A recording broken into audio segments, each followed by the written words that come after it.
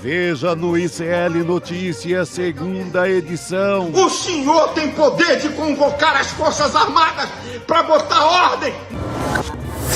Só um cafezinho. Em depoimento no STF, General Dutra minimiza encontro com Anderson Torres e acampamento golpista às vésperas do 8 de janeiro. Economia a todo vapor. Após semana conturbada para Fernando Haddad, IBGE revela crescimento do PIB brasileiro. Sinal verde para a xenofobia. They're coming from prisons, they're coming from jails, they're coming from mental institutions and insane asylums. Suprema Corte dos Estados Unidos autoriza Trump a deportar mais de 500 mil imigrantes. O ICL Notícias, o jornalismo verdade, está no ar.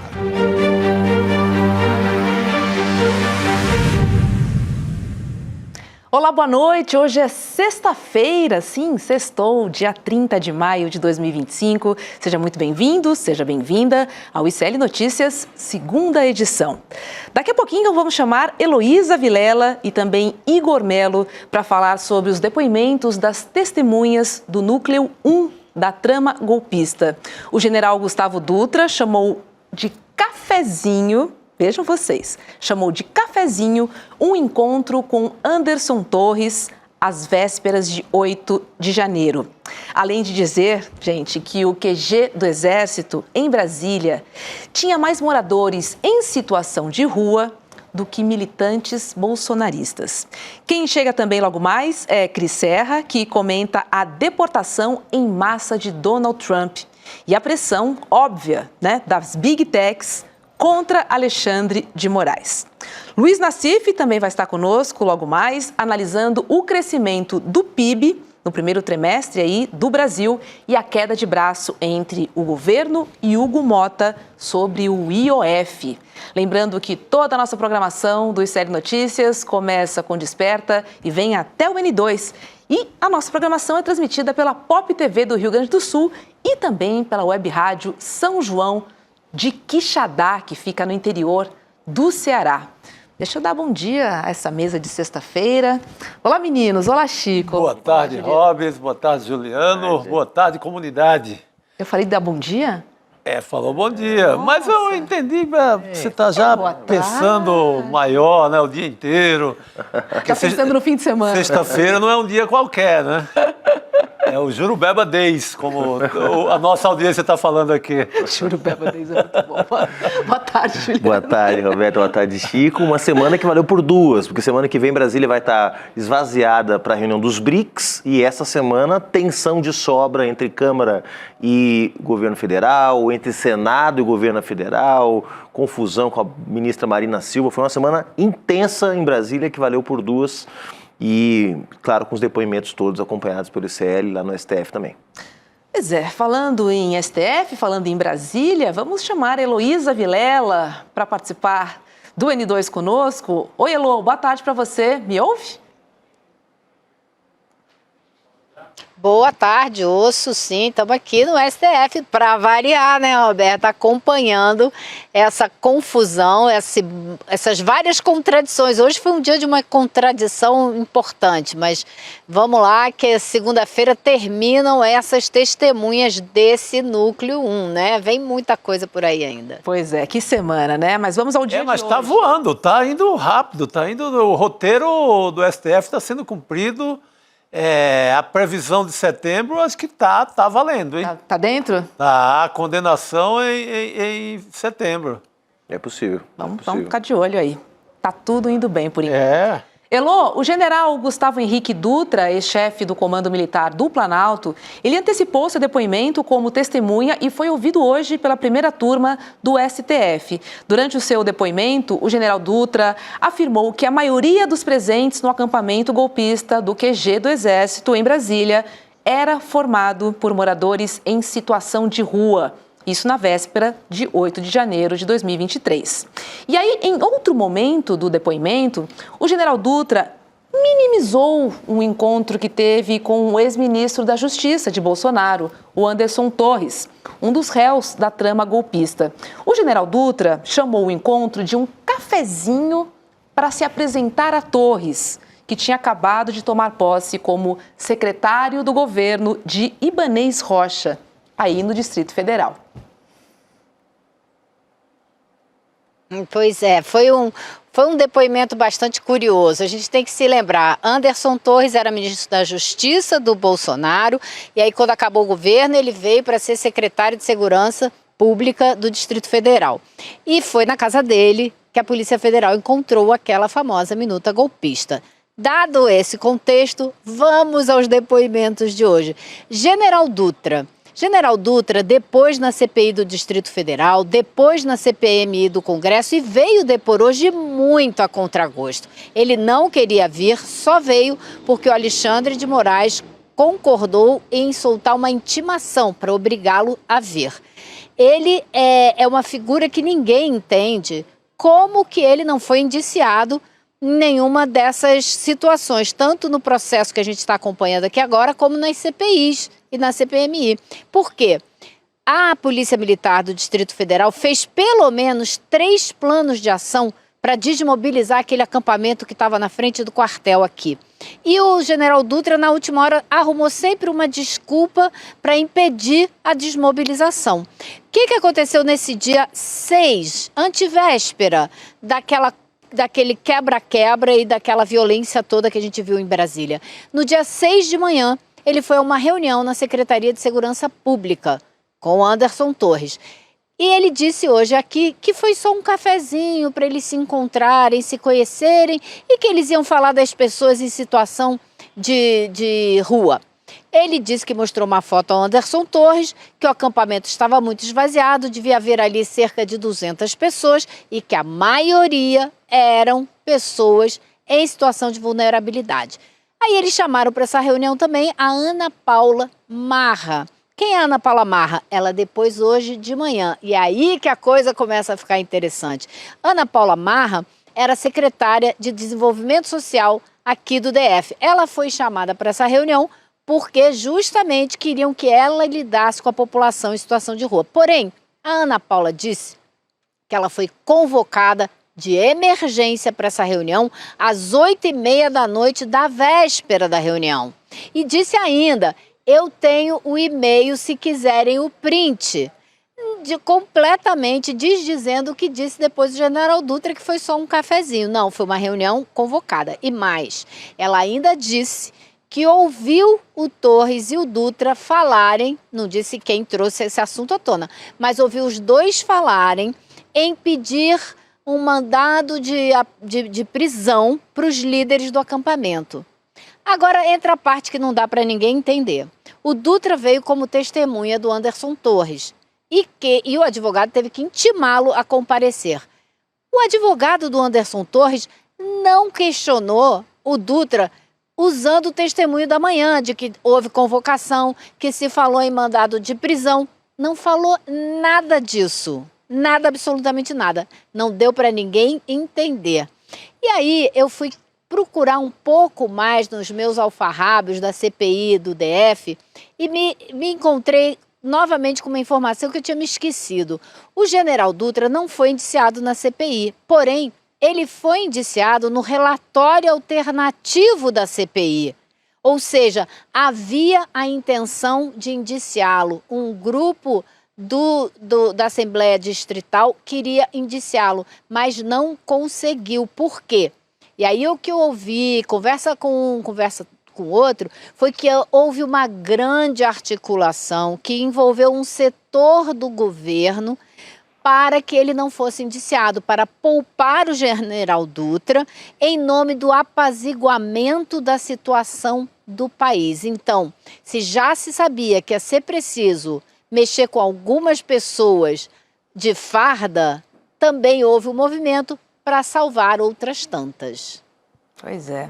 Vai lá, Juliano. E ele estava, Lu, é o mesmo general que estava cuidando do comando militar quando o nosso Ricardo Capelli protagonizou, né, aquela tentativa de viabilizar a prisão em flagrante ainda, né? Ele já como interventor da segurança pública do DF tenta viabilizar uma prisão em flagrante dos manifestantes que estavam na frente dos quartéis já depois da quebradeira do 8 de janeiro. É o mesmo general que fala aquela famosa frase, a minha tropa é maior do que a sua, como que afrontando o Capelli, era da mesma equipe?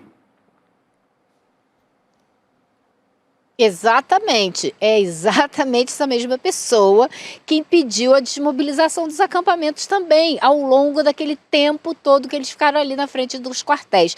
Agora, o que eu não consigo compreender, Juliano, é que se havia essa movimentação do general e se o Anderson Torres era contra isso, por que o advogado Anderson Torres não apertou o general Dutra hoje? E nem o PGR e nem o Alexandre de Moraes. PGR e Alexandre de Moraes não têm menor interesse de apertar uma testemunha para ajudar a narrativa do Anderson Torres. Mas o advogado dele estava lá para isso. Então ficou algo assim bastante esquisito e o general Dutra continua sendo uma dessas figuras que ninguém entende como nunca foi indiciado no processo da Polícia Federal, nunca foi indiciado pela PGR, como que ele se safou esse tempo todo. Acho que o bastidor que eu ouvi hoje faz muito sentido. Ele tem umas costas quentes enormes e conseguiu se livrar desse processo. Agora, Chico Sá, o fato é que temos uma contradição, né? Entre General Dutra e a Ana Paula Marra. Roberto, a Ana Paula batizou esse cafezinho, né? Era um cafezinho inocente, a Ana Paula envenenou esse cafezinho. E o mais maluco, né, Elo, é a mesma turma que nas reuniões anteriores atribuía um tom de conversa de bar, agora um cafezinho, nessa versão de tentando suavizar um golpe de Estado, né? Encontros informais. Tudo é um drink, é um brinde de fim de ano, é uma confraternização, é um cafezinho, essas são as versões. Mas esse general está muito no lucro. Da parte militar, ele é o que está mais no lucro, o general Dutra, e na parte civil, o Valdemar Costa Neto. São dois sortudos que estão passando ilesos até agora, né? Não vão pagar nada por conta dessa tentativa de golpe. Embora os depoimentos, os documentos mostram que são duas pessoas metidas até o gogó no golpe.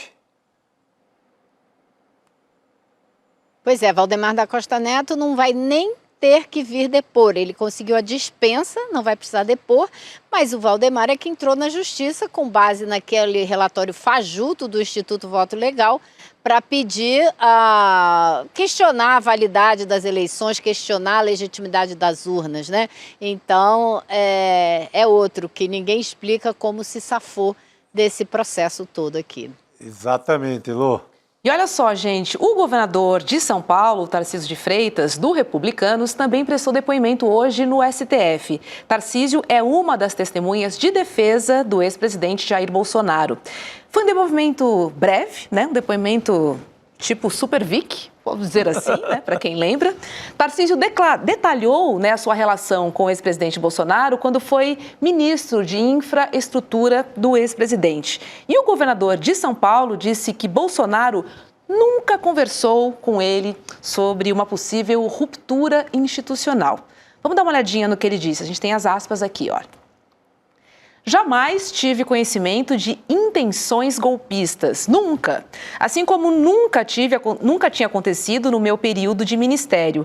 Nesse período em que estive com o presidente nessa reta final, nas visitas que eu fiz, ele jamais tocou nesse assunto e não mencionou qualquer tipo de ruptura. Encontrei um presidente triste, resignado. Heloísa Vilela, fecha aspas aqui, governador de São Paulo, moderado Tarcísio de Freitas. Pois é, agora, Roberto, o fato dele dizer que o Bolsonaro nunca discutiu com ele uma possibilidade de ruptura não quer dizer absolutamente nada. O fato de Tarcísio de Freitas não fazer parte do núcleo duro que dirigiu essa tentativa de golpe não quer dizer que não houve tentativa de golpe. Então isso não prova absolutamente nada. Ele é mais uma das testemunhas que vem aqui para atestar sobre o caráter da pessoa que está sendo acusada, sobre a relação que tinha com essa pessoa, mas fato é que não estava ali na reunião com Almir Garnier, com Braga Neto, com nenhuma dos representantes das forças, com o ministro da Defesa. Então ele não pode realmente testemunhar, ele não estava em contato com os kids pretos. O que ele fez hoje aqui de manhã foi uma tentativa, não, mais do que uma tentativa, foi um depoimento muito esperto. Ele não se excedeu nas palavras, ele não falou demais cada vez que respondeu, mas fez questão, em cada resposta, de dar um recadinho para o Bolsonaro, de como ele é fiel, de como ele está do lado do Bolsonaro, defendeu o governo Bolsonaro, disse que, quando foi eleito, veio conversar várias vezes com o Bolsonaro para se aconselhar na montagem do governo, ou seja, fez todos os salamaleques e rapapés que poderia fazer para o Bolsonaro. E ainda contou uma história da carochinha, dizendo que o governo Bolsonaro deixou as contas em dia sem déficit fiscal, claro, porque empurrou o que tinha de dívida com precatórios, por exemplo, para frente, para o colo do governo Lula, e o Haddad é que teve que se virar com isso agora, e também antecipou receita, dividendos da Petrobras, dividendos do Banco do Brasil. Então, assim, veio fazer uma historinha bonitinha para exaltar o chefe e não perder o apoio do Bolsonaro para uma futura candidatura para presidente, É isso que ele tá querendo, mostrar que é fiel e continua fiel ao chefe.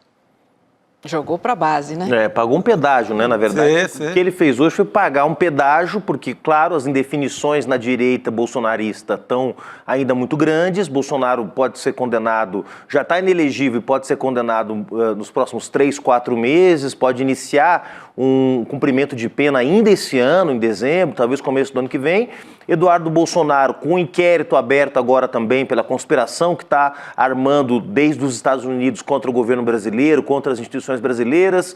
Michele vetada, Caiado não decola. O que o Tarcísio veio fazer nesse depoimento, que não agregou nada, nem na defesa, nem na investigação, em coisíssima nenhuma? Primeiro, se livrar logo dessa obrigação que ele tem com o Bolsonaro, pagar esse pedágio, mas também se manter perto de uma base que não é suficiente para eleger um presidente hoje, mas sem a qual ninguém chega ao segundo turno na direita, que é a base do bolsonarismo raiz. Então, pagou seu pedágio, manteve-se fiel e próximo e, mais uma vez, mostrou o que a gente sempre diz aqui no ICL, Lô, de que de moderado, de bolsonarista moderado, não tem nada, é um bolsonarista raiz que está tentando herdar o espólio do futuro presidiário Jair Bolsonaro, Exatamente isso. E Ciro Nogueira também seguiu na mesma linha, Veio aqui para não acrescentar nada e fazer elogios. Então, se agora o depoimento... Você vê como ele não acrescentou absolutamente nada. O depoimento dele teve 7 minutos, gente. Isso foi tudo. 7 minutos de Tarcísio de Freitas, mais nada. 7 minutos é a conta do mentiroso, O 7 é clássico número do mentiroso. Mas ele cumpriu tabela, fez ali fez a lição de casa direitinho. Ele é um dependente, do Bolsonaro. Até mesmo numa candidatura para reeleição em São Paulo, sem o voto bolsonarista, complica um pouco. Pode até se eleger, mas complica. Se tentar um voo maior de candidato à presidência, ele precisa 100% dos votos do bolsonarismo. Ele é dependente total desse voto, desse tipo de voto, desse voto da extrema-direita. Então, ele vai fazer isso até o fim. Até porque, Chico, diferente do Onyx Lorenzoni, do Mandetta, de outros quadros da direita tradicional que o Bolsonaro puxou para o governo, o Tarcísio foi criado nesse governo, ele era um técnico, Sim. Foi alçado à condição de líder político pelo Bolsonaro e pelo bolsonarismo. Então, a fatura ali é muito grande, Muito grande. E agora, se o Xandão quisesse... vou dar uma complicadinha no Tarcísio, Porque o Xandão também estava tranquilo, porque é um governador de estado, tem bom relacionamento com ele, acabou deixando o passeio ali dos 7 minutos do Tarcísio. Mas se ele quisesse, por exemplo, complicar, o procurador conta a história inteira do golpe, que começa lá em 2021 e vem, né?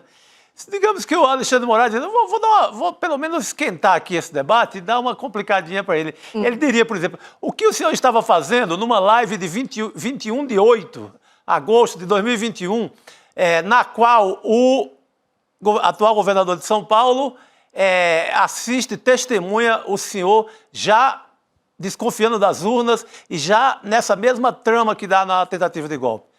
Poderia ter feito pelo menos essa pergunta, só para ele dar uma... para não ficar tão fácil, né? Porque foi um passeio. Mas o Xandão poupou e deixou correr isso aí. Eu acho, Chico, quando eu fico olhando, né, esses depoimentos, tem uma coisa muito clara aqui, que é a seguinte: quando é testemunha da defesa, e a testemunha aparentemente está falando a verdade, não tem nenhuma outra contradição importante para ser colocada diante dela, o procurador-geral e o Alexandre de Moraes, eles deixam passar, porque não interessa para eles, né? Eles não interessa ficar tendo problema com testemunha. O que eles querem é provar a culpabilidade, eles não, né? O procurador-geral, a culpabilidade dos réus e não o envolvimento de testemunha. Testemunha que não faz parte do inquérito, que não foi indiciada, não interessa para eles. Agora, o trabalho, neste momento, é dos advogados de defesa, para tirar dessas testemunhas o que elas precisam dizer para defender o cliente deles. E se elas não tiraram o suficiente, não é o procurador, nem o juiz que vai se preocupar em tirar mais informação para defender o réu, né? Isso é problema da defesa. Então, acho que isso foi um pouco o que a gente viu hoje, por exemplo, com o general Dutra. Acho que o advogado Anderson Torres talvez pudesse beneficiar um pouco mais da presença dele aqui e não partiu para cima para arrancar as informações que precisava. Exatamente. Pensando um pouco nesse depoimento do governador Tarcísio de Freitas, porque ele dizer que nunca ouviu falar em ruptura, significa o quê? Significa que ele não era um homem de confiança do Jair Bolsonaro, então? Por isso que ele estava fora da rodinha? É isso? Tá dando um monte de general Heleno, que tá esvaziando a sua própria importância, dizendo que eu era um João Ninguém ali, eu não valia nada, ninguém falava comigo, então não estava no golpe. Agora, se eu fosse o Xandão, eu teria perguntado para o general Dutra se nesse cafezinho o Anderson Torres avisou que estava indo viajar, porque foi viajar no final de semana do golpe, né? Exato. E se perguntou para o general Dutra quais eram as providências de segurança que ele estava tomando, sabendo, porque já sabia, que haveria uma manifestação no domingo, né? Então, assim, daria uma apertadinha no nosso amigo general Dutra aí para que ele pudesse também esclarecer, né, outras informações que até agora não vieram à tona, né, sobre a combinação que aconteceu entre o secretário de Segurança, então o secretário de Segurança Anderson Gomes, comando militar, comando da Polícia Militar de Brasília, né, para poder deixar a coisa correr solta no domingo. 2 dias depois dessa reunião, 2 dias depois desse cafezinho, estava lá a quebradeira e a tentativa do golpe de Estado, né? Sobre a viagem ele até falou, porque não sei se foi, acho que foi o Alexandre de Moraes até que perguntou sobre a viagem. Ele disse, ele falou que ia viajar, ia tirar umas férias, ia viajar naquela noite. Foi isso mesmo, o Alexandre de Moraes perguntou, mas no dia 6 ele estava em reunião na secretaria? Aí ele falou, de manhã estava, porque ele só viajou de noite com a família. Deixa eu trazer um outro assunto aqui para a gente conversar. É sobre o primo do deputado federal Nicolas Ferreira, que é do PL de Minas Gerais. Ele está detido em Uberlândia por porte de drogas. Glaicon Fernandes, foi preso em flagrante durante uma operação de rotina, portando 30 quilos de maconha e 4 gramas de cocaína. Glaicon é filho de Enéas Fernandes, que foi candidato à prefeitura de Nova Serrana, que fica no interior de Minas Gerais. Isso em 2004, mas não conseguiu se eleger. Nicolas Ferreira chegou a destinar R$1,5 milhão entre abril e junho de 2024 para a região onde fica situada a cidade de Nova Serrana. De acordo com o portal da Transparência da Câmara, esse é o 4º maior valor destinado pelo deputado a uma cidade mineira. As emendas foram repassadas à região logo após a oficialização da candidatura de Enéas. Interessante, né? A gente mexendo nessa história toda, né? Nessa operação, nesse flagrante, na verdade, vai puxando esse fio e tem emenda, né, Elô? Tem grana. Tem emenda e tem bastante dinheiro, né? Porque você falou aí o volume. E acho que agora essa é a grande linha de investigação. Qual é o envolvimento mesmo do deputado Nicolas Ferreira com essa ala da família? É tio mesmo, não é tio por afinidade, é o parente dele e o filho desse tio, o primo dele, envolvido com tráfico de drogas. Nicolas Ferreira, que é um grande crítico do problema das drogas, né? É o grande defensor da moralidade, da família, e acho que vai ser complicado para ele. Óbvio que a gente não pode inferir diretamente que ele, Nicolas, esteja envolvido com os problemas ilegais do primo. Mas ele está financiando a campanha do pai desse rapaz que está envolvido com o tráfico de drogas. Então é muito complicado. Aliás, o Nicolas não está numa boa semana. Eu espero que essa semana se estenda por alguns meses, porque ele também andou defendendo o fim de visto com base na investigação, na espionagem das mídias sociais das pessoas lá nos Estados Unidos, e teve que se explicar muito na internet. Ele foi muito criticado. E agora vem mais essa história do primo. Então a maré não está boa, mas eu espero que ela continue assim por muito tempo, porque essa é uma figura da extrema-direita raiz que precisa ser desmascarada. Elô, eu fico imaginando se fosse um primo de alguém representativo da esquerda ou do governo Lula, o vídeo que esse deputado de Minas, que o Nicolas já teria gravado a essa altura.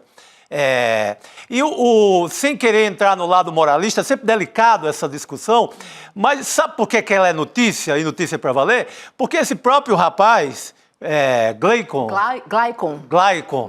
Ele, o Kleber Lourenço e a Letícia Sansão, agora acabaram de subir uma matéria no ICL, no portal do ICL Notícias, mostrando que esse rapaz era um defensor, assim, ferrenho, radical, de mais repressão a entorpecentes, a endurecimento da política contra drogas, assim, de uma forma raivosa. Ele falou, vocês estão querendo... Olha a matéria aí, primo de Nicolas preso com 30 km, defendia repressão às drogas nas redes. Ele era, assim, um militante, porrada nesses maconheiros, era por aí. Aí é pego com quantidade que caracteriza tráfico. É mais uma grande farsa, né, da extrema-direita. Sempre tem uma pitada, nesse caso não é uma pitada, é uma cachoeira de hipocrisia, não é? Sempre bate na hipocrisia. É esse tipo de gente que fica defendendo família, seus maconheiros, por aí, fica sempre nesse tom de discurso moralista. Bandido na cadeia. Bandido na cadeia, tem que prender mesmo, não pode dar moleza. É esse tipo de gente. Por isso que isso é notícia.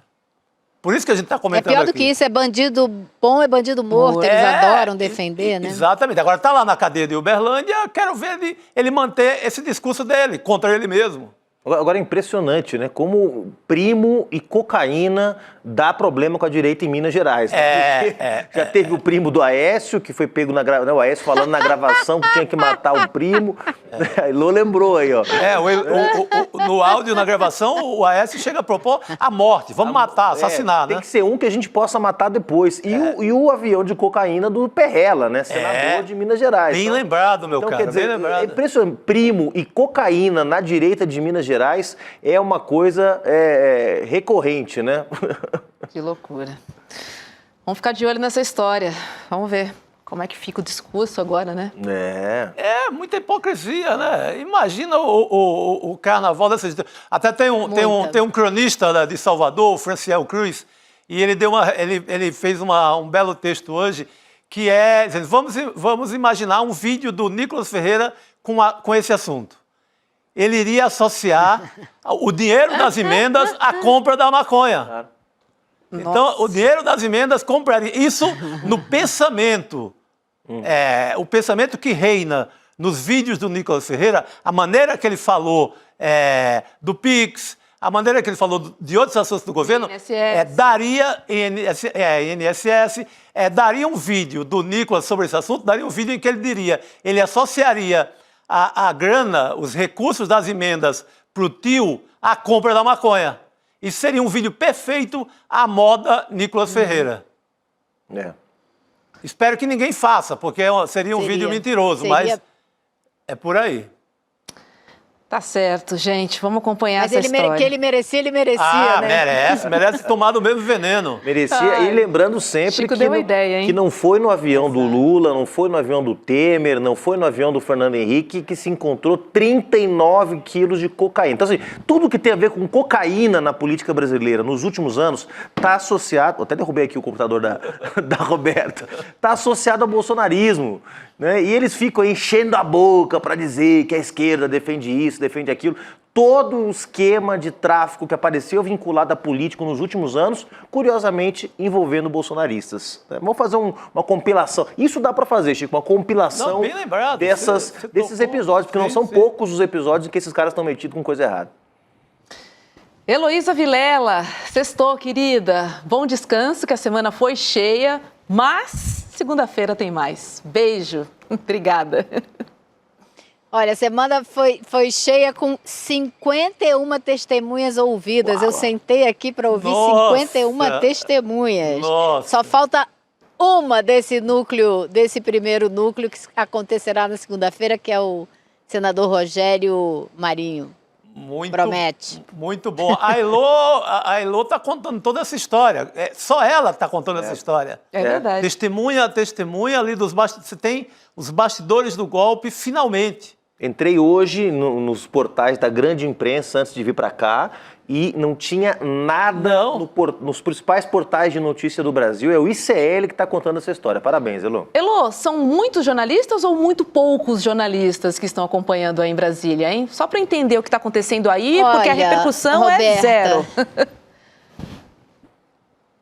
Eu conversei outro dia com o pessoal aqui da assessoria de imprensa do STF. Eles me falaram que eles têm todo dia uma lista de mais de 100 jornalistas inscritos para acompanhar os depoimentos.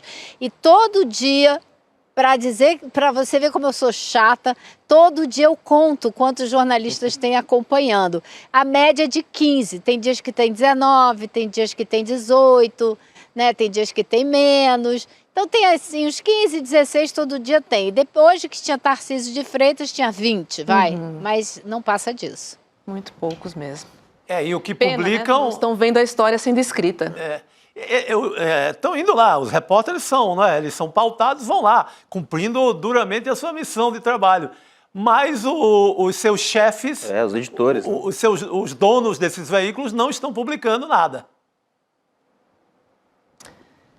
Elô, agora sim, vai descansar, querida. Infelizmente, né? Bom fim de semana para você. Beijo. Ok, pessoal. Bom fim de semana para vocês também. Tchau, tchau. Boa noite, querido. Tchau. É isso, Elô. Se foi, Juliano. E ó, sextou para você também. Para mim também. Que rápido. Chegou minha hora de dar lugar. Agora... Não vem aí? Sai o comentarista e entra o professor, né? Agora ele vai dar aula. Não, chega acompanhado. Rodrigo Viana e Igor Melo. Puxa vida, que dupla, hein, cara? São duplas. Sai o camisa... Exatamente. Camisa 5. Bom fim de semana. Entram os camisas 10. Oi, Igor. Seja bem-vindo. Tudo bem? Tudo bem? Entra para quem entende de futebol, entra Tupanzinho e Túlio Maravilha do Botafogo. Dois artilheiros que entravam ali no segundo tempo e estraçalhavam o jogo. É isso, o talismã. Talismã, Tupanzinho. Meninos, vamos voltar a falar um pouquinho sobre os depoimentos das testemunhas do Núcleo 1 da trama golpista. Agora recebendo aqui Igor Melo, que além de fazer um trabalho extraordinário, né? Enfim, essa investigação incrível que a gente tem acompanhado no podcast, também no documentário. Vamos falar um pouquinho do Núcleo 1, dos depoimentos do Núcleo 1 da trama golpista? O que você achou aí, hein, dessa fala do general Dutra?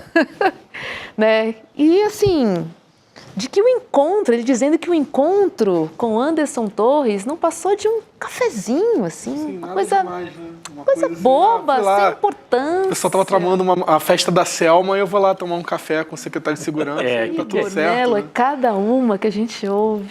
Porque assim, parece que ninguém sabia de nada, né? Assim, é isso, tava rodando em tudo quanto é grupo de Telegram. A gente fez reportagem na época, eu e vários colegas, que tipo, a gente vai ter alguma coisa. O pessoal tá falando lá, enfim, dessa mobilização da festa da Selma, e um general responsável por tomar conta da segurança do Distrito Federal não sabia de nada. Ele foi lá tomar um café com o secretário de Segurança, né? Assim, acredita quem quer. Agora, quem foi tomar um café também, parecia um cafezinho, foi o Tarcísio, né?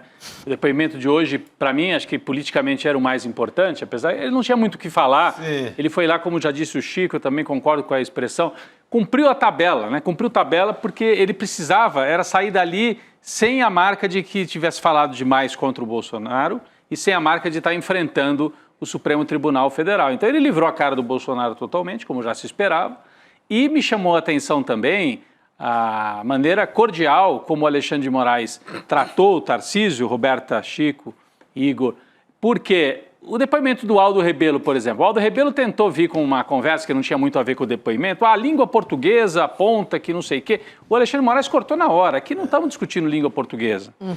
Agora, em relação ao Tarcísio, o Tarcísio fez lá uma defesa, não porque o governo Bolsonaro, isso e aquilo, ele começou a falar, o Bolsonaro estava com um problema de saúde, estava abatido. Se fosse outro, ele perguntaria, o senhor é psicólogo para saber se ele estava abatido? Como é que o senhor sabe que ele estava, né? Sim. Mas não, com o Tarcísio foi assim um negócio super... Que diagnóstico é esse, né, que o Tarcísio dá enquadrando ali como deprimido ou alguma coisa, que era a versão que rolava na época. Era a versão que os bolsonaristas espalhavam, que ele estava fechado dentro do palácio, coitado, abatido, resignado, foi a expressão que o Tarcísio usou hoje no depoimento.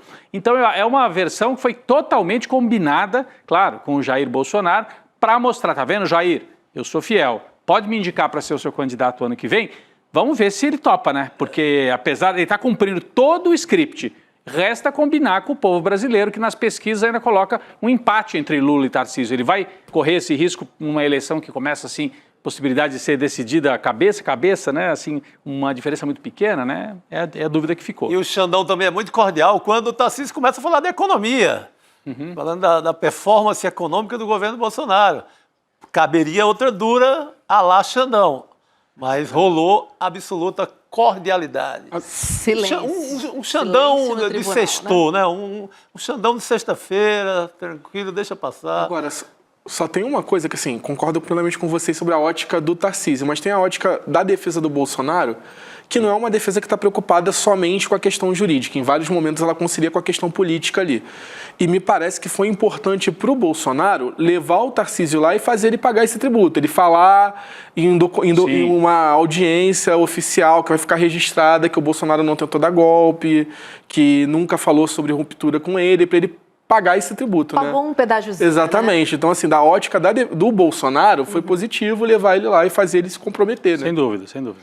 E olha, gente, hoje vai ao ar o episódio 4 do podcast Império Malafaia. Mais de 1 milhão de pessoas já descobriram a verdade sobre o patrimônio secreto do pastor Silas Malafaia. E aí, nesse novo episódio, vocês vão descobrir detalhes da aproximação entre Silas Malafaia e Jair Bolsonaro.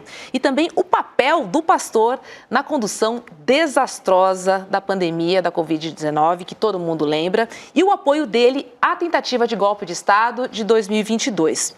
A Ju e o Igor, que está aqui com a gente, eles conseguiram um vídeo em que ele defende abertamente o golpe.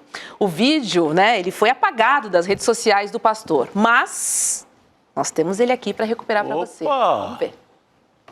Senhor presidente Jair Messias Bolsonaro, o senhor é o presidente legal em exercício. O senhor tem poder de convocar as Forças Armadas para botar ordem na bagunça que esse ditador fez. E se os militares não quiserem te obedecer, o Código Penal Militar, artigo 5º e o 319, são presos. Presidente Bolsonaro, como é que o senhor vai passar para a história? Omisso? Covarde? Ou alguém que usa o seu poder legal garantido pela Constituição? Deus tem misericórdia. Deus tem misericórdia do Brasil. Abre os olhos dessas autoridades. E aí, Igor Melo? Eu tava vendo o Chico falar, assim, e concordo que do lado dos militares o general Dutra escapou e do lado dos políticos o Valdemar escapou. Agora, temos outra pessoa que escapou, né? Que é a Silas Malafaia, como vocês veem aí. Bem lembrado, bem lembrado. Porque esse não é o único vídeo, talvez esse é o mais explícito. Mas tem pelo menos outros 2 vídeos dele pedindo golpe abertamente naquele período. E assim, uma coisa que a gente faz no podcast, eu acho que o pessoal que está assistindo a gente quiser lá e conferir, vai ficar bem claro, tem uma questão de cronologia. A gente mostra isso, o Malafaia era tido como um dos principais conselheiros de Jair Bolsonaro, uma das pessoas que mais falava com ele, quase diariamente, segundo o próprio Flávio Bolsonaro. Ele fala isso na CPI da Covid. E aí, uma pessoa que era tão próxima de um presidente que estava tentando dar um golpe, como a gente sabe, grava vídeos pedindo golpe em momentos estratégicos. Esse vídeo que a gente viu agora foi gravado no dia 30 de novembro de 2022. O que aconteceu no dia 30 de novembro, segundo as investigações da Polícia Federal? O Bolsonaro recebeu do Felipe Martins a minuta golpista. Se reuniu com o Felipe Martins para receber a minuta. Aí, por coincidência, o Malafaia vai para as redes sociais naquele dia gravar esse vídeo. Era um esquenta. Eles estavam fazendo um esquenta do golpe. O segundo vídeo dele foi no dia 6 de dezembro. O segundo vídeo golpista que a gente achou pedindo golpe mesmo, artigo 142 e tudo mais. O que acontece no dia 6? Ele se reúne com o general Freire Gomes para apresentar a minuta e tenta emplacar que o exército aceite embarcar no golpe, que o general se recusa. Novamente, por coincidência, tem um vídeo do Malafaia defendendo o artigo 142, defendendo um golpe. E aí, o general Freire Gomes se recusa, pelo que a gente sabe, pelas investigações. O Bolsonaro se reúne com o general Virgílio no dia 7, que era para tentar burlar, né? Falar, você bota as tropas mesmo sem o comandante... É o general Estevam Teófilo, né? Isso, o general Teófilo, sem o comandante embarcar. O general concorda e, por coincidência de novo, no dia 8, o Malafaia grava outro vídeo defendendo o golpe.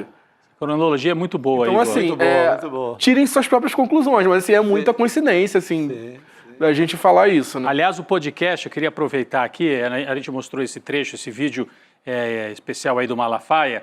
O podcast é um sucesso absoluto, né? Mais de 1.200.000 ouvintes já acompanharam essa investigação jornalística. É a investigação mais bombástica aí dos últimos anos. A gente tem aí na tela, aí, no alvo, o podcast investigativo do ICL, mais de 1.200.000, somando YouTube e Spotify, né? As 2 principais plataformas aí em que o podcast foi acompanhado. E agora, quem assina o ICL, eu vou chamar a atenção para alguns fatos, né? Quem assina o ICL também confere o documentário Império Malafaia, que estreou ontem, já com mais de 300.000 pessoas. Você estava aqui, né, no estúdio? Caramba! Eu, Juliana e Edu, foi muito legal. Foi um sucesso, 300.000 visualizações.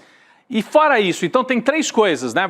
Você que assina a plataforma, você pode ver, Roberta, o Império Malafaia, que é esse documentário que foi lançado ontem, que já tem 300.000 visualizações. Você pode assistir a entrevista na íntegra, tá até a foto ali, ó, na tela. A Juliana Dalpiva fez uma entrevista longa, claro, vocês usaram trechos, mas se está curioso de assistir na íntegra, é um conteúdo que está disponível também para quem é assinante da plataforma. E o terceiro conteúdo, Silas Malafaia, Fé, Dinheiro e Poder, que é a nova série original do ICL. É um pacote aí de atrações, um incentivo a mais para você que não é assinante ainda, fazer a assinatura do ICL. Porque você, além de tudo isso, nós estamos falando de coisas que foram lançadas agora, né, nesse momento. Você tem acesso a encontros ao vivo exclusivos entre os jornalistas, como esse que vocês fizeram hoje também. Hoje, 10h30 da manhã, não foi isso, Igor? O Igor, a Juliana Dalpiva, fizeram hoje pela manhã uma conversa com a comunidade ICL, que está aberta, claro, para quem é assinante da plataforma. Então, você fazendo assinatura, você ganha acesso a todos esses conteúdos. Durante essa conversa, você pode me até complementar, Igor, mas as pessoas mandaram perguntas, né, curiosidades sobre a investigação. A gente foi muito bacana, assim, que a gente recebeu mais de 80 assinantes do ICL para participarem com a gente, e o pessoal mandou vários tipos de perguntas sobre bastidores, sobre como é que foi o trabalho de apuração, assim, foi um papo super rico e a gente consegue até ser mais espontâneo, né, falando ali só com a nossa turminha, então foi muito bacana essa experiência, recomendo o pessoal aí nos próximos encontros dos outros trabalhos, assim, é uma experiência muito bacana de contato, mas com a gente mesmo, né? E aí, gente, lembrando que além de todos esses conteúdos, a gente sempre fala aqui, quem faz parte do ICL tem acesso integral e restrito a mais de 300 conteúdos exclusivos produções originais, documentários e filmes, Chico. Filmes e séries. A gente vai colocar aí na tela, é o próximo slide aí da nossa série. Olha aí, ó, você tem acesso a documentários, séries, filmes como Vai Pra Cuba, Eduardo, Folha Corrida, que conta a história da parceria da Folha de São Paulo com a ditadura militar, Pepe Mujica, o documentário sobre as Bets, está tudo aí na tela, né? Filmes variados. Então, se você entrar para o ICL, eu falei de um monte de coisa aqui que faz com que você tenha vontade de entrar, ainda mais vontade de entrar para a comunidade. Você ainda leva para casa, se entrar hoje, hein, gente? Se entrar hoje, você leva para casa um pacote de presentes exclusivos. Estão aí na tela. Livros, Travessia de Eduardo Moreira. E ali do lado, nosso colega Bruno Paes Mans, conhecido de todos nós aqui, escreveu A Fé e o Fuzil, contando justamente, aqui o Igor e a Juliana contaram um pouco o cruzamento de fé e política, mas o Bruno Paes Mans faz outro cruzamento, né, de fé e milícias. Caramba, né? que cruzamento, e que livro. Que livro. Então você ganha os 2 livros, você ganha uma arte, um quadrinho ali exclusivo, A Fé Não Se Compra Nem Se Vende, do Nando Mota, pulseira da comunidade ICL, e um pacote de 4 adesivos, incluindo um adesivo do No Alvo. Eu estou vendo ali, ó, né? Que é o adesivo que você já tem no seu computador, não tem? Eu não tenho. Não deram para você? Alô, marketing. Alô, o Igor quer ganhar um desse aí. Quero botar aqui no meu computador. É isso. Então você ganha tudo isso, além do certificado digital de membro solidário ICL. Então, não perca tempo, inscreva-se agora em icln2.com.br, está aí na tela, ou usando o QR Code. Vou ver o preço aqui mais uma vez, eu já sei, mas só para ver se... R$ 62,00. R$ 62,00 é o pacote por mês para você acessar um universo de conhecimento. Tá aí na tela, gente. Faça agora, Roberta. Tomei um pouquinho de tempo aqui para contar São muitos presentes, é um Isso. pacotaço de presentes. É muita além coisa, dos, cara. dos podcasts, Muita coisa boa. 4 episódios, documentários. Vem cá, vocês estão pensando em fazer mais um episódio aí, um extra? Vamos Ou ainda trabalhando não dá pra num divulgar? bônus, assim. A gente não tem a data ainda fechadinha de quando vai ser, porque estamos no processo de escrever, né? Mas vai ser justamente com a reação do Malafaia, a nossa apuração, os áudios que ele mandou. Então vai ser... vai ter muita coisa divertida, assim, das reações dele. Faz isso não, como é que ele falou? Faz isso não. Faz isso não, cara. Faz isso Mas é que não. tem muito palavrão também, né? Vai ter que botar... O nosso xingódromo vai apitar de novo. É um pastor que gosta de palavrão. Olha só, então pra gente se despedir do Igor Melo, vamos assistir ao trailer do documentário Império Malafaia. Obrigada, Igor. Bom final de semana pra você. Tchau, Rô. Valeu, obrigado, Rodrigo, Igor. Chico. Parabéns. Obrigadão mais Valeu, uma vez. velho. Valeu. Parabéns, Ordens. parabéns. Roda aí. Talvez você não saiba, mas a figura do Malafaia carrega muitas contradições. A principal delas está na vida financeira dele. Os relógios Rolex, os carros importados, o jatinho e tantos outros detalhes mostram um típico milionário. Mas os documentos que eu reuni contam uma história bem diferente. A mágica que o pastor executa é a seguinte: borrar a linha que separa o que é dele e o que é da igreja. Você quer saber o quê? O que você quer saber? Como o Malafaia deu esse salto em direção à extrema-direita? E como ele deixou de se portar como um homem de aparência simples para viver uma vida de milionário?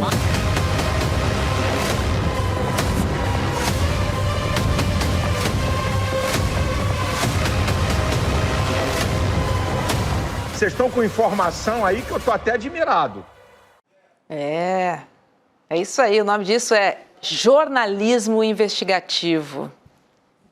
De qualidade. De qualidade. Aquele que apura, que você pode confiar. Perfeito. Corajoso, marca do ICL. É certo? isso aí. Vamos começar o nosso noticiário internacional, chamando agora a nossa querida colega Cris Serra. Vamos falar sobre as deportações de Donald Trump, Cris. Boa noite para você. Boa noite. Boa noite, Roberta, Chico, Rodrigo, Igor, nossa comunidade. Pelo jeito esfriou também lá para os lados da Cris, lá no Rio de Janeiro, hein? Porque ela tá com... Tá chique, vai estar protegendo também ali, se protegendo do friozinho, eu acho, né? Esfriou, Rodrigo. Secretário tá frio hoje. Secretário é um bairro, né? Assim, lá na Serra, né? Uma cidade, Ô, Cris, vamos lá, porque a Suprema Corte dos Estados Unidos deu sinal verde para que Trump deporte mais de 500 mil imigrantes. 500 mil imigrantes. A medida autoriza a retirada de status legal temporário de imigrantes, o que abre caminho aí para a deportação dessas pessoas. Os juízes não justificaram a decisão. Algo, no mínimo, estranho. Agora, Cris, temos aí mais um episódio, né, em que Trump mostra sua influência no poder judiciário estadunidense. Fica claro, não tem nem justificativa dessa vez? Roberta, inclusive porque quando ele foi presidente anteriormente, né, ele nomeou, se não me falha a memória, acho que 2 ministros para a Suprema Corte. Se não 2, uma com certeza absoluta. E como já era uma corte, né, assim, meio a meio, digamos assim, né, tinha alguns integrantes, tem ainda progressistas, tem outros mais conservadores, mas era quase que meio a meio. Então, um a mais que você nomeie de postura mais conservadora, mais alinhada com a direita, desequilibra o jogo, né? No caso, favoravelmente ao Trump. Então, ele já tinha feito isso, então, no primeiro governo, e agora, numa decisão sobre algo que é crucial para essas políticas dele, né, extremistas, né, tá aí o resultado, né, um resultado favorável que, com essa decisão da Suprema Corte, inclusive, anulou uma decisão de uma juíza numa instância inferior. Porque uma coisa importante para a gente notar nesses movimentos do Trump agora nos Estados Unidos e nesse embate dele permanente com o judiciário é que ele tem sofrido derrotas importantes em decisões judiciais de primeira e às vezes até de segunda instância. Mas você vê que um assunto sensível como esse, e muito importante para a agenda dele, chega na Suprema Corte e a decisão é favorável a ele, isso de fato desequilibra muito o jogo, digamos assim, nesse cenário dos Estados Unidos, de uma maneira geral, porque você tem aí um governo, né, agindo, governando, um presidente governando por decretos, maciçamente por decretos, portanto, sem passar pelo legislativo em muitas questões importantes e que neste momento e neste assunto importante recebe um aval da Suprema Corte. Então, de fato, é uma situação, eu diria, bastante preocupante para o mundo inteiro, perigosa, né, porque dá aval nessa política dele, do Trump, de discriminação, né, muito violenta contra imigrantes. E, em especial, essa decisão se refere a um programa do governo Biden voltado especificamente para cidadãos da Venezuela, de Cuba, da Nicarágua e do Haiti, né? Então, é uma vitória para o Trump muito grande, lamentavelmente, com esse aval da Suprema Corte, o que torna tudo muito mais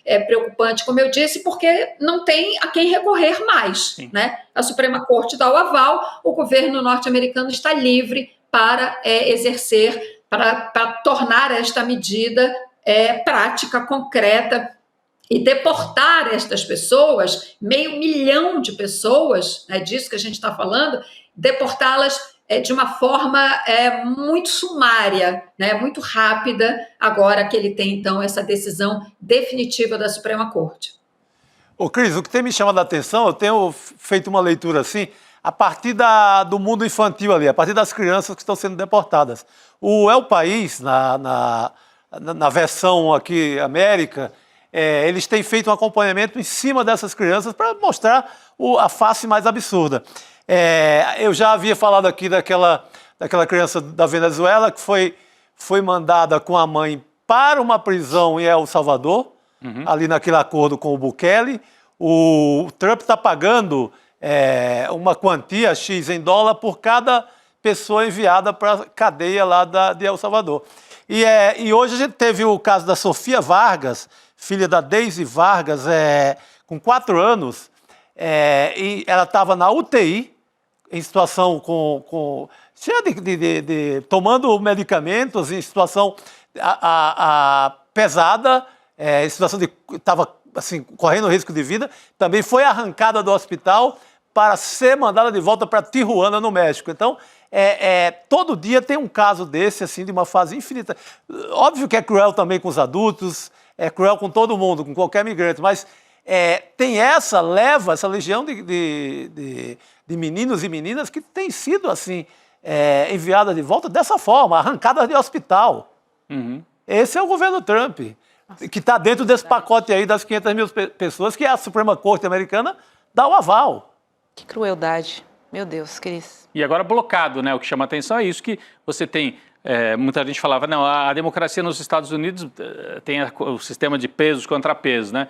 Então, vai ter resistência. Teve resistência na primeira instância de uma juíza de Boston que chegou a dar uma decisão impedindo que continuasse, mas quando bateu lá na Suprema Corte, liberaram. A canetada passou tudo. Então, significa, como a gente dizia na época da eleição, né, que era muito perigoso porque ele teria o poder executivo, ele tem maioria no Congresso e agora está claro que para muitos temas ele tem a maioria sólida também na Suprema Corte. O que pode mudar esse cenário só se houver uma mudança no Congresso na eleição de meio de mandato que vai acontecer nos Estados Unidos. Mas está longe ainda, né? Só no final do ano que vem. Então, é isso que pode mudar o cenário se o Trump continuar se desgastando, como a gente vê nas pesquisas, que ele perdeu um apoio muito rapidamente. Mas, por enquanto, ele está fechados, 3 poderes fechados com essa agenda de extrema-direita nos Estados Unidos, Roberto. Mandando e desmandando nos Estados Unidos, né? Sem restrição, sem resistência. Isso é preocupante. E olha, não é só os imigrantes que estão na mira de Donald Trump, não, viu, Cris? O ministro do STF, Alexandre de Moraes, também continua sendo perseguido pelo governo estadunidense. Isso porque hoje os Estados Unidos eles enviaram uma carta ao Xandão reprovando as ordens de bloqueio de contas em redes sociais estadunidenses. A carta seria uma resposta à decisão de Moraes de suspender a plataforma Rumble. Isso aconteceu em fevereiro, ordenando a indicação de um representante legal da empresa no Brasil. Xandão pediu, não teve. A plataforma foi suspensa. Essa informação é do New York Times. Agora, Cris, de novo, né? Temos aí mais uma afronta de Trump à soberania brasileira. De lá, botando o dedo aqui na política de cá, que só nos interessa e é soberana. Com certeza, Roberto. Acho que a palavra mesmo é essa, é isso que a gente precisa o tempo todo reafirmar. É uma intervenção na nossa soberania, uma tentativa, obviamente, né? Porque não vai conseguir.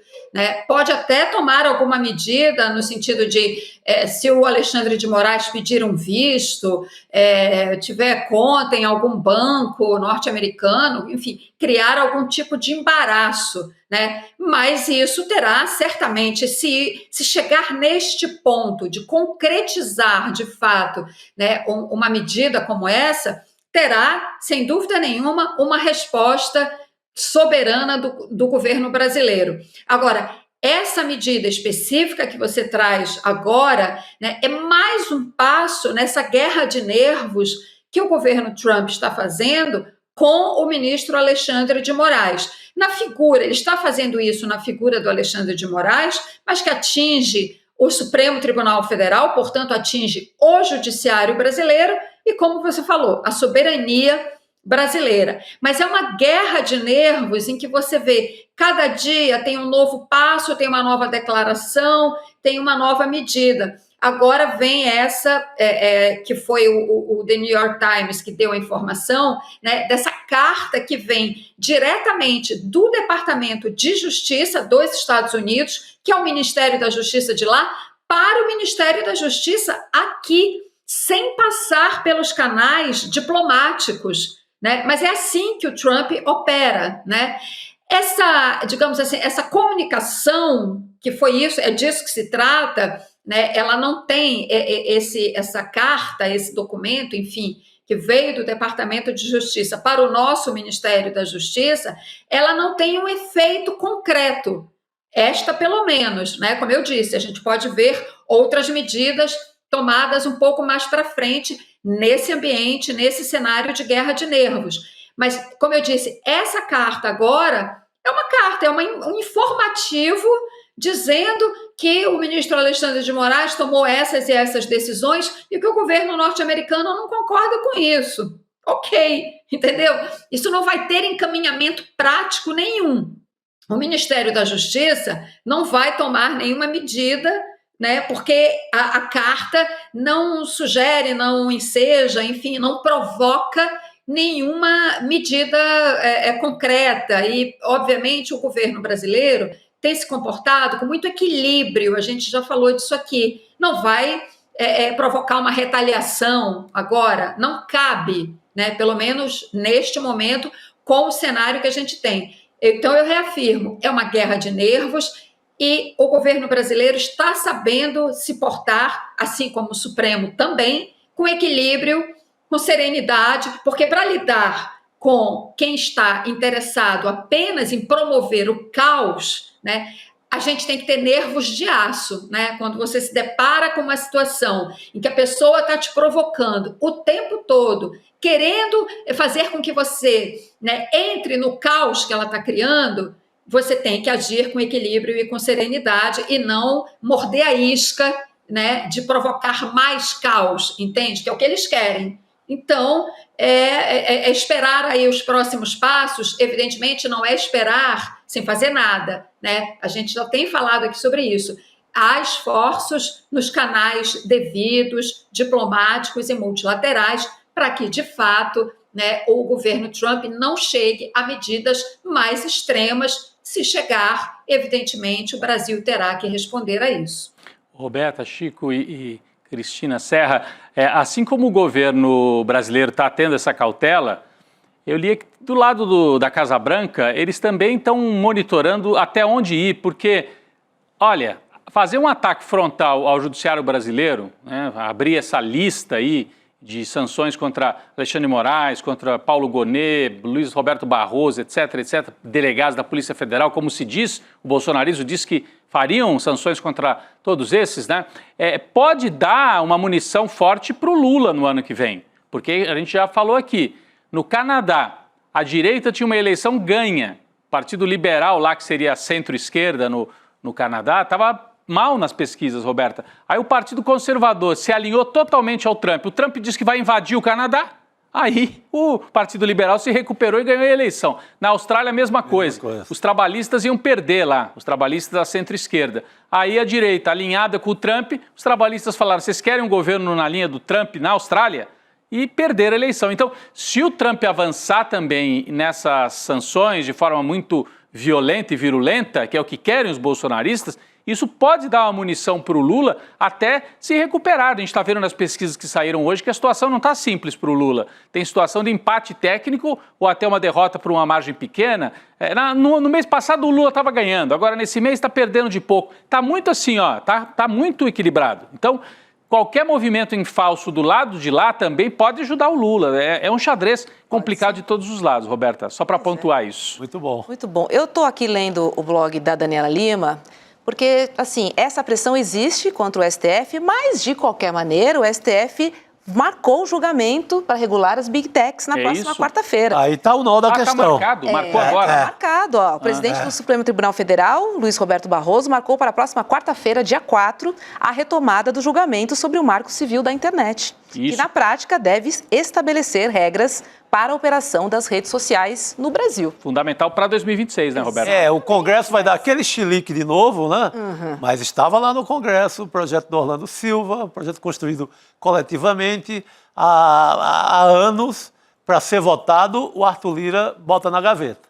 Aí cabe agora ao Supremo, né, fazer a regulação. Pois é. Então está marcado, quarta-feira, é isso? Quarta-feira, dia 4. Importantíssimo aqui isso. Aqui no blog, Cris. Então é interessante porque estamos avançando também, né? Apesar de toda a cautela que é necessária, obviamente, mas vamos resolver nossas questões internas, é preciso também. Com certeza, vocês estavam aí lembrando, né? O Chico falou do projeto que ficou conhecido como o projeto das fake news e que não foi votado naquele momento no Congresso por uma pressão violentíssima das Big Techs, violentíssima. Por isso que esse projeto não foi votado. Agora, pressão sobre o Congresso é uma coisa.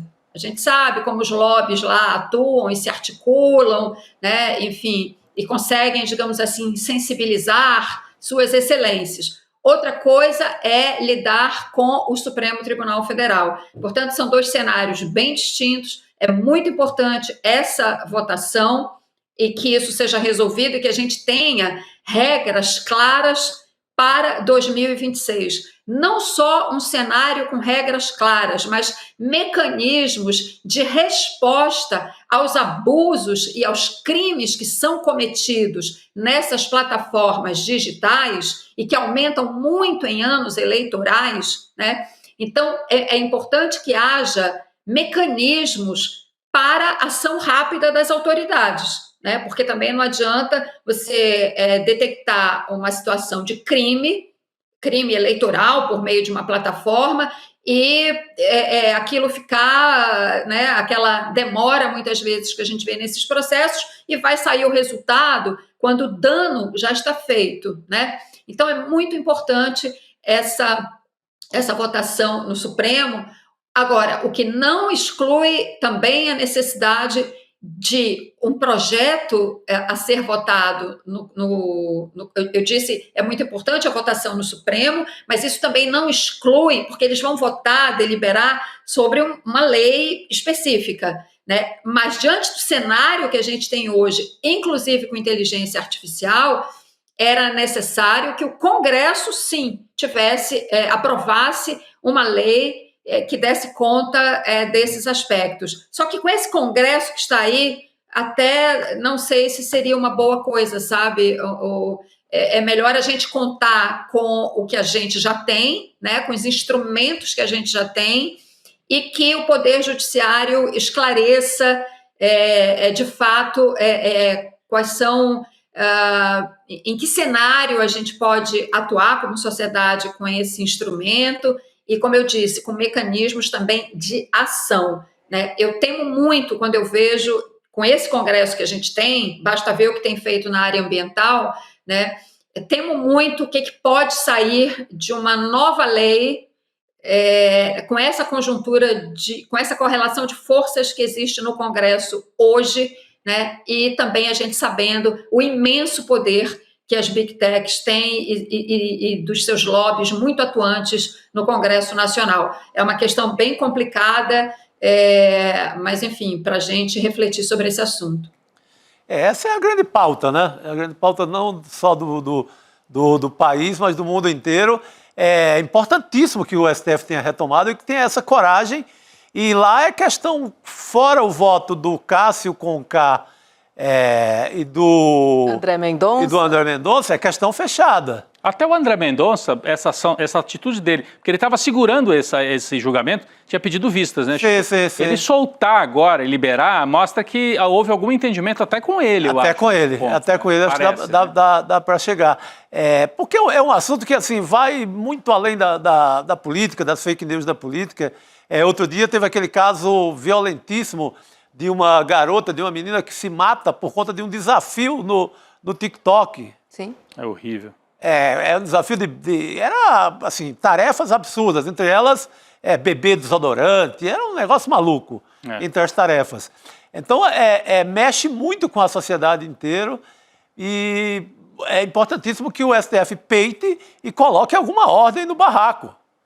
Se o Congresso vai reagir, que reaja, que tente tocar o seu projeto. Eu lembro que o Arthur Lira, para engavetar, inventou uma desculpa de vamos criar uma comissão, porque quando não querem que ande, cria uma comissão. Um grupo de trabalho, não foi? Um grupo de trabalho e tal. O Orlando já tinha feito esse coordenado, não feito sozinho, mas coordenado esse trabalho com centenas de... Sim, e há anos, né? Tinha um projeto que podia não ser o ideal, mas estava desenhado ali. Sim.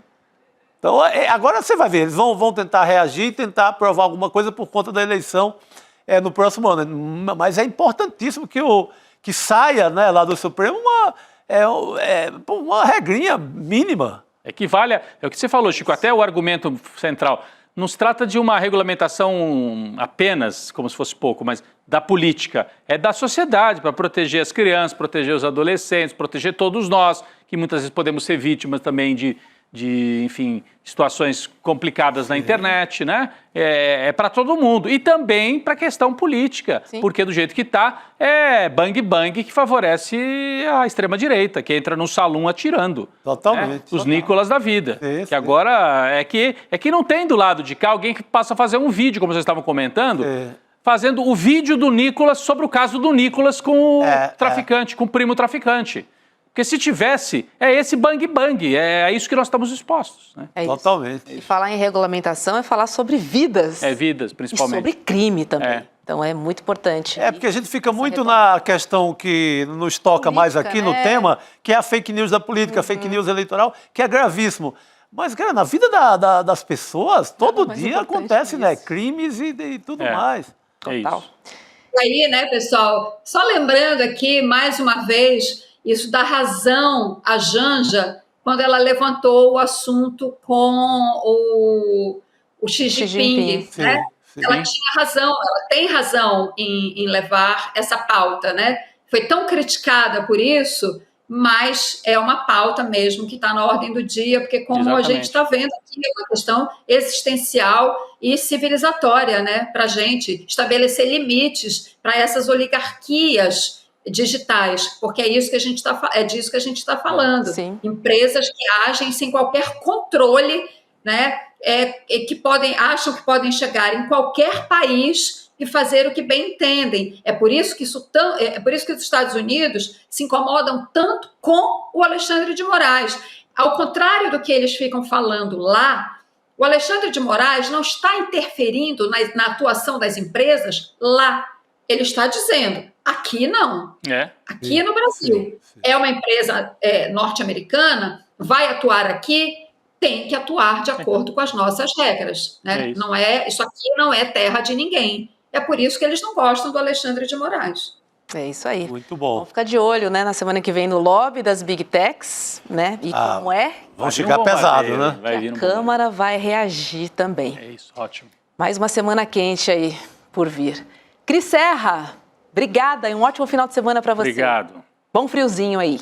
Boa semana, gente. Tchau, tchau. Boa noite, Cris. Boa. Vamos falar um pouquinho sobre economia com ele? Luiz Nassif. Opa, o homem voltou, Ele voltou. Boa noite, Nassif. Tudo bom, gente? Boa noite para vocês aí. Boa noite, querido. Boa, Nassif. Vamos começar falando sobre o resultado do PIB, né, que avançou 1,4%, isso no primeiro trimestre. O avanço foi puxado pela alta na agropecuária, que cresceu 12,2% nos 3 primeiros meses do ano, na comparação com o trimestre anterior. A gente fez uma arte aqui, ó, para a gente dar uma olhada. Ó, então, temos o PIB aí, um aumento de 1,4%, um resultado muito bom, inclusive. E os grandes responsáveis aí, a agropecuária com 12,2%, serviços com 0,3% e a indústria com menos 0,1%, Luiz Nassif. Esse é o problema aí, porque a indústria é a grande empregadora. Quando a gente pega os dados aí da Pesquisa Nacional do PNAD, que mede emprego e desemprego, a agricultura, toda pesquisa, você tem uma redução dos quadros de empregados na agricultura, e uma melhoria do salário, mostrando a mecanização, aí, a tecnologia na agricultura. Né?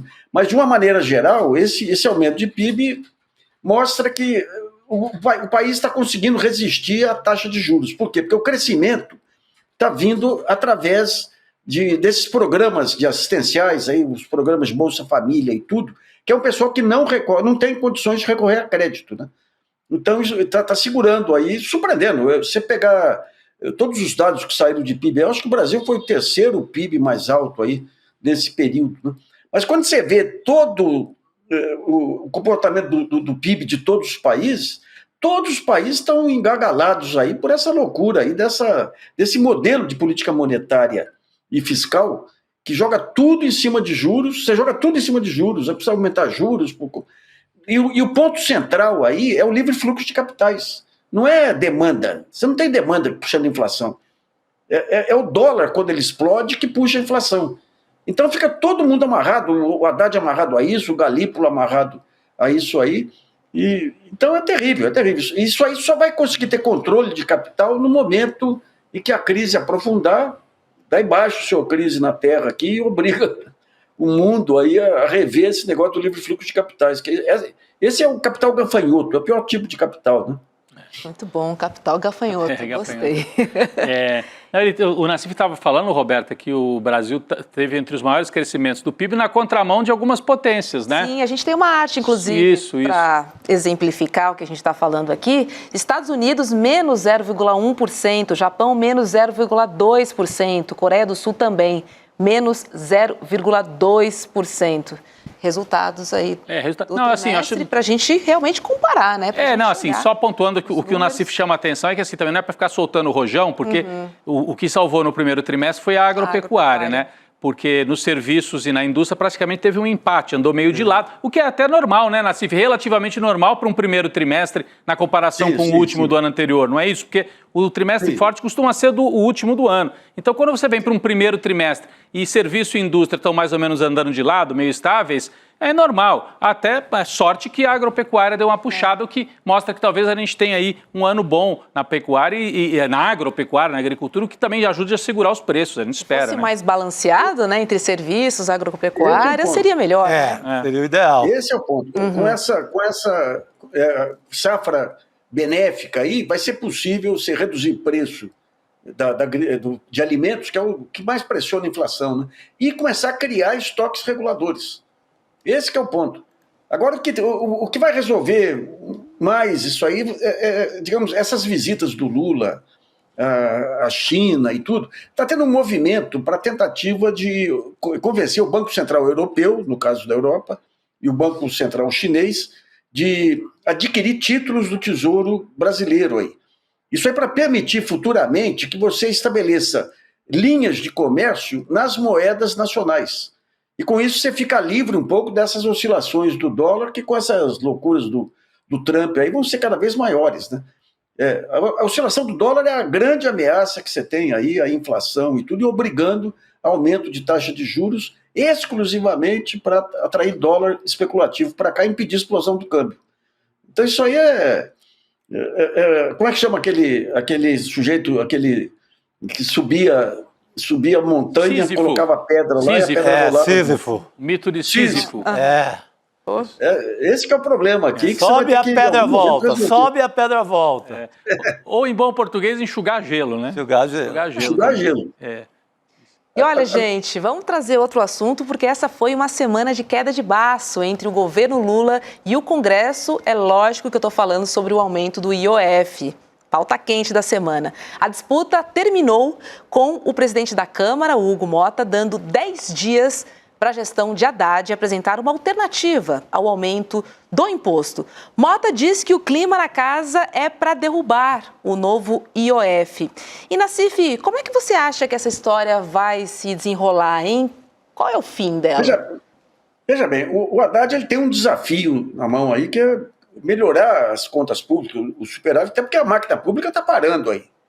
Daí, onde que ele pode atuar? De forma justa, reduzindo os subsídios. Quem que segura os subsídios? A Câmara. Toda sorte de subsídios. Você tem dinheiro para todo lado aí, escandalosamente. Você pega o Estadão, Folha e Globo fazendo editoriais sobre a gastança, tudo. O grande problema que nós temos aí foram aquelas concessões feitas aí para a folha de salários dos veículos de mídia, aí que não foram repostas, o sistema convencional não foi reposto, porque a Câmara atendeu o lobby aí dos jornais. Então é complicado. Você pega a Zona Franca de Manaus, o que tem de jogada da Ambev, mas esses são os donos do parlamento. Daí vem o Hugo Mota, não aceitamos mais impostos, tem que cortar. Vai cortar onde? Vai cortar da Ambev? Não vai porque o Congresso não deixa. Vai cortar dos grupos de mídia? Não vai porque o Congresso não deixa. Onde que o Congresso deixa? Saúde, educação, universidades, tudo aquilo que conta para o desenvolvimento do país, você pode cortar. O que não conta, o que é benefício para grupo, você não pode cortar. Então deixa o Haddad numa posição terrível aí. Aliás, essas críticas que estão sendo feitas a ele são absolutamente injustas aí. O que ele tem? O Haddad, aliás, ele está no lugar errado. O Haddad era para estar na Casa Civil, que ele é o maior gestor público que eu já vi. E é um cara de extrema coragem para tomar atitudes racionais. Só que dentro das circunstâncias políticas, do cerco político em cima do governo, fica sem alternativa. Então daí vem os técnicos da Fazenda, tem uma medida aqui, mas ninguém tomou antes, o Haddad toma sem avaliar o impacto político. Esse é o problema também, né? Eu acho. Só que qual a alternativa? O Mercadante, presidente do BNDES, trouxe as alternativas aí. Taxar mais as bets e taxar as criptomoedas. Porque se você pega bets, criptomoedas e essas fintechs aí, por que elas estão tendo esse crescimento exponencial? Porque o dinheiro do crime organizado está indo para lá. Você tem uma baita economia do crime organizado que está indo para esses setores. Só que não pode mexer, por quê? Porque o Congresso não deixa, a imprensa não deixa. Você pega o grande anunciante dos jornais hoje, são as bets. E as fintechs, a mesma coisa. As fintechs não têm controle nenhum aí. O Banco Central pode controlar os bancos comerciais, não tem ainda ferramenta para controlar as fintechs. Daí, quando você pega os influenciadores digitais aí, você tem o maior processo de lavagem de dinheiro, porque você não tem noção de quanto que eles faturam. Então, pega só as empresas daquele foi candidato aí a prefeito, aí, o Marçal. O Marçal, Pablo Marçal, todas aquelas empresas que ele monta são típicas de lavagem de dinheiro. Empresas do setor imobiliário, as vendas aí de lugar perto dele no almoço, $5.000. Então, como você não tem condição de avaliar, isso é um caminho aberto aí para lavagem de dinheiro. Daí você não pode entrar nessa área. Por quê? Porque esse pessoal garante a muitos parlamentares. Você não pode taxar as big techs. Porque você pega esse evento que teve do partido do PL lá, bancado por todas as big techs torcendo pelo Bolsonaro. Daí você entra um outro aspecto aí, que é essa pressão dos Estados Unidos sobre o Supremo, que não tem nada a ver com o Eduardo Bolsonaro, tem a ver com as big techs, né? Então é um cerco muito grande. E o Haddad fica amarrado. Aí daí você tem um baita quadro político aí sendo queimado por uma missão impossível. Ô Nassif, hoje falando em queimado, Chico, saiu até uma nota, assim, a gente não deu tanto destaque, porque eu vi, né, foi uma jornalista da Globo News que trouxe essa informação, às vezes até plantação para desgastar ainda mais o ministro, mas dizendo que ele estaria disposto até, se o Lula for reeleito, não permanecer no Ministério da Fazenda, porque o desgaste está gigantesco, inclusive político, para o Haddad. Você tem informação sobre isso, Nassif? Olha, o desgaste está muito grande para ele. Eu tive recentemente com ele aí, está muito abatido aí, muito... Ele fez um desabafo até num evento aí, que ele falou, pô, são esses eventos que levantam o moral da gente. É um baita homem público com uma missão impossível. Uhum. Você pega aí, o governo ele está fazendo muita coisa que não aparece. Você tem o programa de transição energética do Haddad, você tem o NIB do Alckmin, você tem o Brasil 2050 da Tebet, você tem o Caderno Verde, o Livro Verde lá de Ciência e Tecnologia e tudo. São todos programas que estão sendo montados de forma autônoma, sem aparecer, porque o Rui Costa impede que apareça. Impressionante isso. E o Lula dá toda a força para o Rui Costa. Porque o Lula não quer que... Eu não sei o que passa na cabeça do Lula. Então, se você tivesse um mínimo de estratégia política, você juntaria tudo isso num plano único, num plano de metas aí, que não é o Rui Costa que vai fazer. O Rui Costa não tem dimensão para isso. O Rui Costa é um governador com visão local lá. Mas montaria um projeto para mostrar o futuro. Esse desânimo que a população tem não é inflação de alimentos, isso, aquilo. O salário está melhorando, o emprego está melhorando, o PIB está melhorando. É falta de perspectiva de futuro. E daí esse plano, quem teria que ser o comandante desse plano? O Lula. Que é o Lula que daria visibilidade para esse plano. Outro dia eu falei com uma pessoa que esteve com o Lula no Mato Grosso. Daí começou a mostrar as obras do governo Lula no Mato Grosso. Mas muito mais do que os do governador, muito mais do que o Bolsonaro deu. Baita entrega lá. Só que não passa a percepção de construção de futuro. Então fica uma briga de narrativas. Pô, eu fiz isso, isso e aquilo.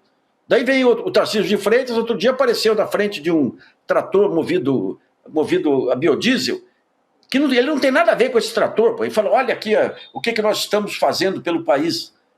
O Tarcísio não tem nada para oferecer. Ele vai ter obras agora, porque estava com bastante dinheiro em caixa aí.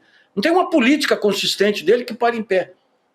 Mas como o Lula não tem uma marca, ele tinha a marca lá atrás, que era o combate à miséria. Em 2008, ele tinha uma outra marca, que era a luta contra a crise de 2008. Saiu brilhantemente lá. Só que hoje ele volta tentando pegar as marcas de 2000. O jogo é outro hoje. O jogo é outro. O jogo é outro. E a construção do futuro é o ponto central. E você só constrói o futuro se você mostrar um conjunto articulado de projetos criar uma marca. O Juscelino criou, 50 anos em 5. É isso. O Roosevelt criou lá atrás. Cria uma marca dessa, dá para o Sidônio lá se virar para divulgar, e quando o Lula começar a falar das suas obras, o pessoal vê o conjunto, tem uma ideia do conjunto. E está caminhando, mas não chega na população. Então essa chacoalhada que tem que ser dada. Não, agora, se houvesse um mínimo de racionalidade aí, você colocaria o Haddad para montar isso. O que o Haddad fez no Ministério da Educação e na Prefeitura mostra duas coisas. Primeiro, uma enorme capacidade gerencial. Segundo, uma enorme dificuldade política em vender o peixe.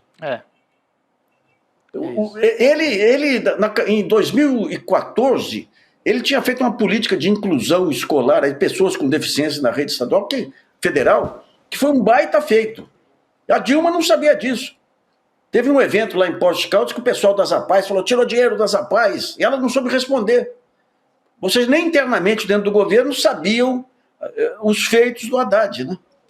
Então tá vendo essa chacoalhada, e cá para nós também, né? Não dá mais, essa questão do Brasil ser dividido entre os sindicatos e as grandes empresas, não tem mais essa... O jogo é muito mais amplo hoje em dia. Os sindicatos perderam expressão, inclusive devido ao trabalho de desmonte promovido pelo Supremo, e hoje você tem o quê? O que está desassistido aí é o conjunto de pessoas físicas e de pequenas empresas. Essas pequenas empresas que têm que ser organizadas, porque do jeito que caminha a economia e a tecnologia, as grandes plataformas vão matar o emprego. É verdade. Mesmo essa transição energética aí não é geradora de emprego. A geração de emprego está nas pequenas empresas. Elas têm que ser organizadas. Na forma de cooperativa, na forma de agricultura familiar, na forma do MST, na forma da associação comercial. Mas você não tem, o governo não acordou para isso ainda, nem sei se tem tempo aí para o Lula fazer uma reciclagem aí, digamos, na bandeira dele, né? E tem um outro ponto complicadíssimo, que é essa ofensiva americana contra o Brasil, hein? Sim. Eu escrevi sobre isso hoje, isso aí é um ponto perigoso. É isso. Você tem 3 indicações claras. Tem tempo ainda, não? Um minutinho, né? Exatamente. Tem 3 indicações claras aí dessa ofensiva americana. Esse negócio aí contra o Alexandre de Moraes não tem nada a ver com o Eduardo Bolsonaro, que é um bestoide aí. Tem a ver com os Estados Unidos, a onda dos Estados Unidos é contra... A expressão de poder americano são as Big Techs. E você tem uma disputa entre Estados nacionais e Big Techs. E o grande representante dessa resistência dos Estados nacionais é o Alexandre de Moraes, por sua coragem nesse tempo todo. Então o que eles querem é torpedear o Alexandre de Moraes. Esse é o primeiro ponto para mostrar essa nova fase americana de invadir países através de outros meios. O segundo ponto foi essa tentativa de transformar a PCC e tudo em organização terrorista. Se fizer isso, dá um baita poder para os Estados Unidos interferir aqui, invadir, atuar, fazer operações policiais. E o terceiro foi um buchicho que foi, no começo, aparecer como rumor infundado, mas que está ganhando substância, que é a tentativa de transformar a base aquela base... De Alcântara? De Alcântara em território americano. Então, são muitos fatores que lá atrás, antes, quando veio o pré-sal, você conseguia pegar esses fatores isolados, juntar e falar, vem coisa por aí. E eu diria hoje, juntando esses 3 fatores, vem coisa por aí.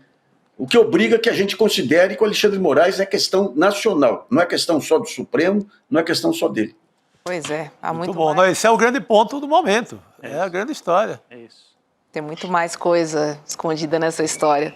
Enquanto Eduardo Bolsonaro diz que está trabalhando, né? E que tudo vem da atuação dele nos Estados Unidos. Nem o Malafaia, até o Malafaia desautorizou ele, dizendo que não é o Eduardo coisa nenhuma. Você acha que o Trump vai correr risco aqui? Todos os negócios que tem entre empresas americanas e brasileiras correr risco com o Eduardo Bolsonaro? Exatamente. Ele vai correr risco em defesa das Big Techs, que são a expressão que de poder. interessa, né, Nassif? Olha, bom final de semana para você, Nassif. Obrigada. Ótima noite. Obrigado. Até semana que vem. Gente. Beijo pra você. Até semana que vem. 7 horas em ponto, agora é com você. Agora é a hora sagrada de liberar a Jurubeba. Jurubeba Days. Então vamos nessa. Obrigada, Rodrigo. Valeu, beijo, obrigado. Chico. Valeu. Beijo, bom fim de semana. Um ótimo final de semana para todo mundo e até a semana que vem. Tchau. A repercussão foi tanta que o ICL decidiu liberar o replay do documentário Império Malafaia, que a gente exibiu aqui. Se você perdeu a estreia ou quer rever com atenção cada detalhe dessa investigação sobre dinheiro, fé e poder, a hora é agora. Olá, olá, olê, olê, olê, olá. Eu sou o Lindener Pareto, historiador, e tenho um convite especial para vocês para acompanharem o Provocação Histórica aqui nos canais do Instituto Conhecimento Liberta.